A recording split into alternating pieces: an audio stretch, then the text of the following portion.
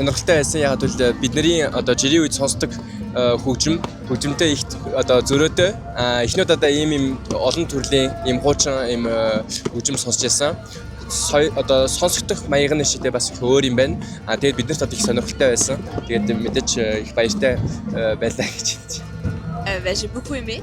C'est intéressant de voir et de voir l'écriture ancienne mongole, donc à la verticale. Parce que j'avais vu un peu le cyrillique horizontal, mais jamais l'écriture.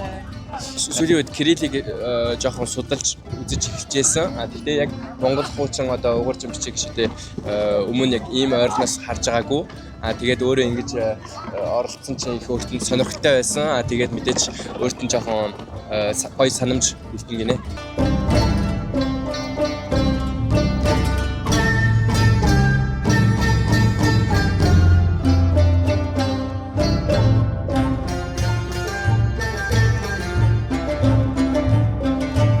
Нүүдэлчин фестивал үнэхээр гоё болж байна. Бас бид хоёроос үнэхээр гоё тоглоо. Анхудаа л ийм томор тоглож байна. Гэртээ маш жижигхэн тоглолт. Тэгэхээр ингээд том шагаа бас том хөлөгт юу ингээд үнэхээр хэцүү бас нэлээд урт явд юм байна.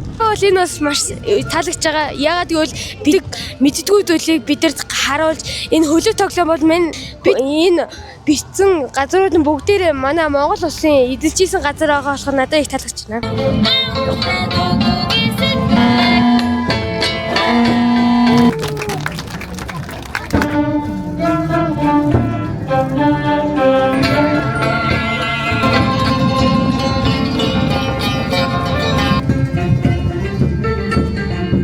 гэдэг наадамда өнөөдөр зорин ирсэн чинь энэ сайхан хамтлагийн тоглолтыг үзлээ. Ямар ч сайхан хөгжим байдгийн 200 жилийн өмнөхлөгийн дуу, 200 жилийн өмнөх хөгжим гэн энэ тоглож байгаа бүх хүмүүс сайн сайхан бүхнийг урт удаан наслахыг хүсэн ерөөё.